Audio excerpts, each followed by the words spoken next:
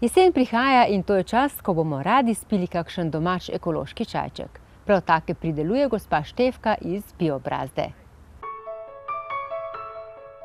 Gospa Štefka, tole pa je vaš vrtiček za dušo, a ne?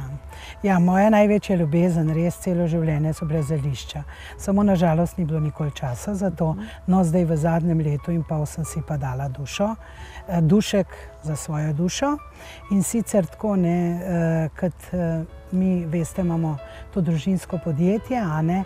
In naša rdeča nit tega družinskega podjetja so deževniki. In vse izhaja iz teh deževnikov, se pravi, imamo svoj vermikompost, potem imamo čudovito prst za presajanje in sajenje, potem imamo to uležan hlevski gnoj in imamo zdaj tudi glistine oziroma vermihumus. Za vse te naše proizvode pa smo pridobili tudi od Inštituta za kmetijstvo tudi potrdilo, da se lahko uporabljajo za pridelavo v ekološko pridelavo. In ko smo vse to imeli, sem pa rekla, joj, zdaj pa je čas, da jaz začnem pridelovati tudi svoje ekološko zelišča in pa svoje čaje. In tule je tale vaš vrtiček, rekli ste, da ste radi tule, da uživate. Zakaj?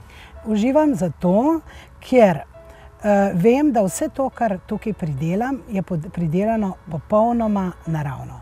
Se pravi, gnojim samo z našim vermikompostom, pošpricam oziroma dognojujem z glistinom, se pravi z vermičajem. In moram reči, da najbolj zadovoljna sem in tudi presenečena, ko stranke pridejo pa pravijo, pa zakaj vaš čaj ima tako izrazit vonj in okus. To se pravi, da je to res tista ta prava pot, in vemo, da na trgu je čajev ogromno. Vemo, da je ogromno proizvajalcev teh čajev in tako naprej. Ampak sem rekla, jaz res izhajam iz tega, kaj je naša rdeča nit. In se mi zdi, da mi to res uspeva in tako bomo tudi nadaljevali. Kakšna pa je naloga tega vermičaja? No, vermičaja, to so glistini, to so prav tisti najbolj fini, rečemo, kakci teh naših deževnikov.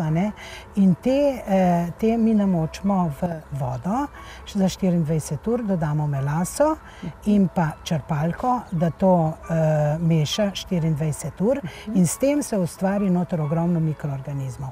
Potem mi to razrečimo za vodo in jaz te rastline dognojujem in s tem se ustvari po zemlji, po rastlinah ogromno mikroorganizmov in s tem so te moje rastline, ne bo to vrt, ne bo zeliščen vrt, zelo odporne, tako da praktično nimam problemov z škodljivci niti z boleznimi. Videla sem, da imajo tule na vašem vrtu svoje domovanje tudi ježki, pikapolonice, ptički. To pomeni, da je res vse ekološko. Tako. To se pravi, s tem se uresničuje to, kar je naša nit že celih 25 let, da pridelujemo, kar pridelujemo, da je vse naravno za nas in za tudi naše živalce, ki so tukaj.